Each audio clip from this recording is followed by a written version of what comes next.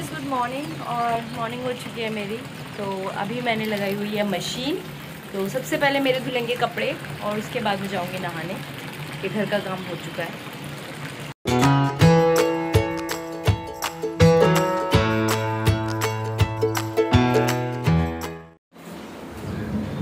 तो यार गाइस, घर में करने के लिए बहुत सारे काम रहते हैं और हम मतलब समझते हैं कि मम्मी या तो कर लेगी, मम्मी या तो कर लेगी। ऐसे नहीं करना चाहिए। मुझे लगता है मैं थोड़े थोड़े काम अपने खुद कर लेनी चाहिए, क्योंकि मैं भी जब घर जाती हूँ तो मैं सोचती हूँ मम्मी है याद कर लेंगी। तो ऐसा नहीं सोचना चाहिए। जब आप अकेले रहो तो समझ में आता है कि घर में कितने सारे काम होते हैं घर में।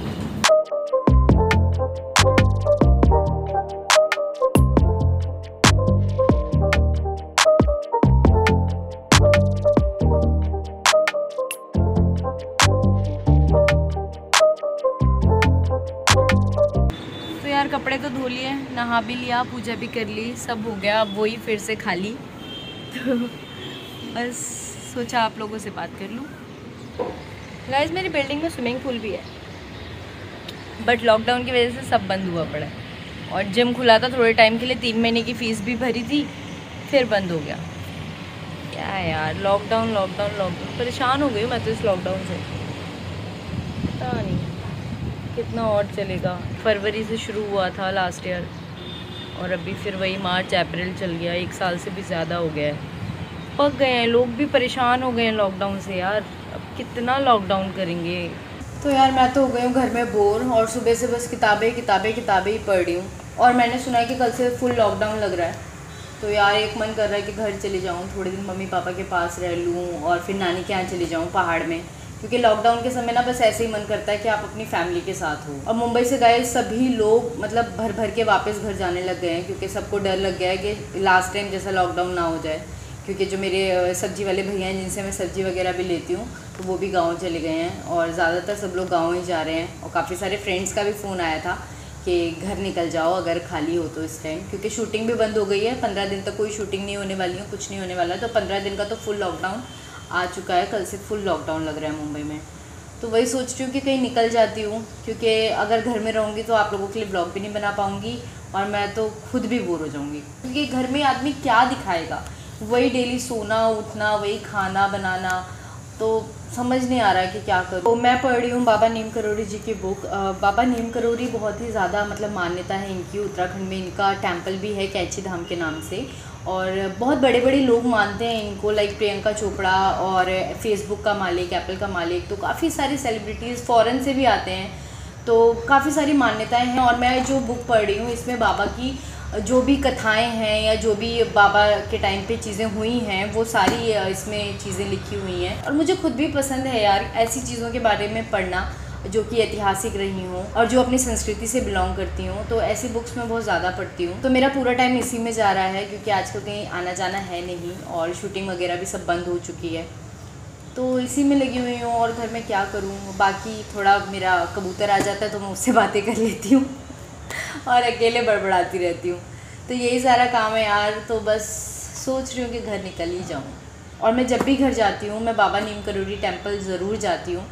पता नहीं क्यों, पर वहाँ पर जाके मुझे बहुत अच्छा लगता है। और बाबा नीम करोड़ी टेम्पल की एक खास बात है गाइस, वहाँ पे कोई भी प्रकार का प्रसाद आप नहीं चढ़ा सकते हो। मतलब लाइक शॉप्स हैं वहाँ पर बाहर, तो अगर आप जाते हैं तो आप बाहर से कैरी करके ला सकते हैं, बट आप मंदिर के अंदर कोई भी प्रसाद या कोई भी ऐसी वस्तु नहीं चढ़ा सकते हैं। और वहाँ पर इनफैक्ट टेम्पल के जो सेवक हैं वो बैठे रहते हैं, वो लोग अपना प्रसाद जो तैयार करते हैं, लाइक चना या फिर कुछ और भी हलवा, तो वो लोग आपको वापस जब आप टेम्पल से आते हैं तो निकलते समय आपको प्रसाद देते हैं, लेकिन आप अपनी तरफ से वहाँ पे प्रसाद नहीं चढ़ा सकते हैं। तो अगर आप कभी भी उत्तराखंड जाते हैं ना, तो नीम करोड़ी टेम्पल ज़रूर जाइएगा, ताकि आप देख सकें कि ऐसे भी टेम्पल होते हैं। इतनी शांति, इतना नीट एंड क्लीन, और मतलब वहाँ पे आपको ऐसा लगेगा ना कि बस आप बैठ के मेडिटेशन करो। एक वो जो फील होता है ना मेडिटेशन वाला, वो वाला फील आता है वहाँ पर जाके। तो मैं तो हमेशा जाती हूँ, एंड अगर आप लोग भी जाएंगे तो आपको अच्छा लगेगा। तो बस यार आज यही घर में बस किताबें पढ़ रही हूँ, और फास्ट चल रहे हैं तो कुछ खाना बनाना भी नहीं होता है दिन भर, कुछ काम धाम होता नहीं है। और बस अब शाम के खाने की तैयारी करूँगी, और उसके बाद खाऊँगी, फिर से किताब पढ़ूँगी, फिर से सो जाऊँगी। बस इसके अलावा कोई और काम नहीं है। तो ये है मेरा आजकल का रूटीन, क्योंकि आजकल फास्ट चल रहे हैं। अदरवाइज़ तो मैं चलो दिन में कुछ करती या कुछ बनाती, क्योंकि मुझे खाना बनाने का बहुत शौक़ है और तरह तरह की चीज़ें मैं बनाती रहती हूँ। तो तो मैं वो शेयर करती, लेकिन अभी वो भी नहीं है मेरे पास शेयर करने के लिए। तो आजकल आप मेरी ये फालतू की बकबक सुन लीजिए। तो यार आधे से ज़्यादा दिन तो मेरा यहीं बैठे हुए चला जाता है, बाहर देखते हुए लोगों को, गाड़ियों को, और यहाँ बैठ के म्यूज़िक चला लेती हूँ तो अच्छा लगता है। और राइटिंग करनी होती है तो उसके लिए बहुत अच्छा। और मेरी जो सबसे फेवरेट बालकनी है पूरे घर में वो हॉल की ही है, क्योंकि ये बहुत अच्छा व्यू देती है। और ये देखो कितना अच्छा व्यू है, और इसके अलावा यहाँ पे हवा भी बहुत अच्छी चलती है तो वेंटिलेशन अच्छा होता है। बस यार यही करती रहती हूँ मैं पूरा दिन घर पे।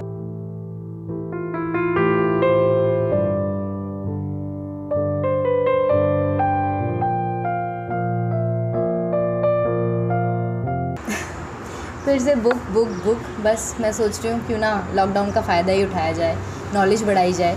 गाइज़ वैसे तो पता है बाबा के बहुत सारे किस्से और कथाएं ऐसी हैं जो बहुत ही ज़्यादा मतलब एक्साइटमेंट वाली हैं और मतलब आश्चर्यचकित कर देती हैं। और बट एक जो उनका किस्सा है वो बहुत ही मतलब जो भी मिलता है या जिसको भी बाबा नीम करोली जी के बारे में पता होता है तो उन्हें ये वाला किस्सा तो पता ही होता है, वो है रेलवे स्टेशन वाला। तो जिनको नहीं पता उनको मैं बता देती हूँ कि एक बार बाबा नीम करोली किसी ट्रेन में बैठे थे, तो वो फर्स्ट क्लास के डिब्बे में बैठे थे और उनके पास टिकट नहीं था। तो टीटी आया, टीटी ने टिकट देखा तो उन्होंने बोला कि मेरे पास टिकट नहीं है। फिर उन्होंने पैसे मांगे टीटी ने, तो उनके पास पैसे भी नहीं थे। तो टीटी ने उन्हें गुस्से में ट्रेन से नीचे उतार दिया। तो जब उन्हें नीचे उतार दिया तो बाबा कहीं जाके अपना पेड़ के नीचे या कहीं भी बैठ गए होंगे। तो वापस जब वो ट्रेन चलाई गई वहाँ पर तो वो ट्रेन नहीं चली। तो फिर वहाँ काफ़ी कोशिश की गई ट्रेन को चलाने की, और जितनी भी चीज़ें वहाँ पर वो कर सकते थे वो किया। जो भी इंजीनियर्स होते हैं सब आए, सब ने चेक किया, कोई ख़राबी नहीं, कुछ भी नहीं। उस ट्रेन में कुछ भारतीय लोग भी थे, तो उन्होंने बोला कि आप ना उन बाबा को दोबारा बैठा लो, हो सकता है उनकी वजह से ट्रेन नहीं चल रही है। तो जो भी वहाँ का ट्रेन का जो भी रहता है मैनेजर या जो भी था, तो वो पहले चिल्लाया भी, पर उसने कहा चलो इतने सारे काम कर लिए हैं, इंजीनियर बुला लिए हैं, ट्रेन सही नहीं हो रही है, तो चलो बाबा को वापस बैठा के देख लेते हैं, इसमें कौन सी बड़ी बात है।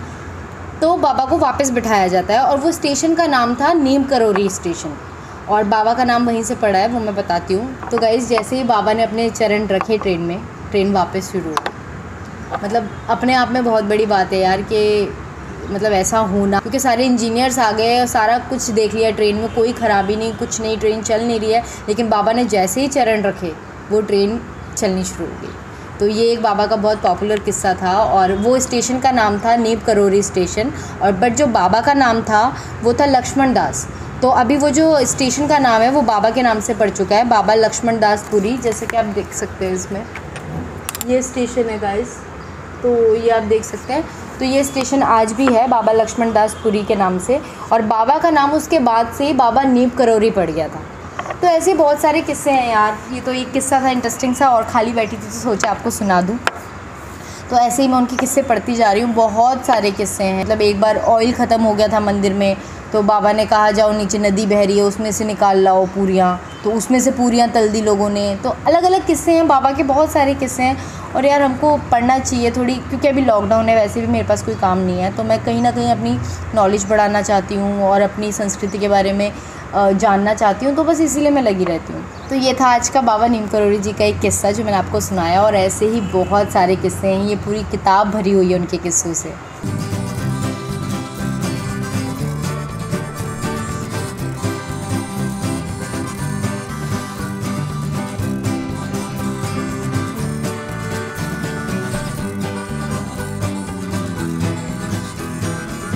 तो अब मैं बना रही हूँ रात का खाना, आज अकेली हूँ तो बस खाली आलू की सब्जी और पूरी। 9 दिन तक बस यही रूटीन रहता है मेरा, सिर्फ आलू आलू आलू। 9 दिन तक आलू खा खा के मैं मोटी हो जाऊंगी।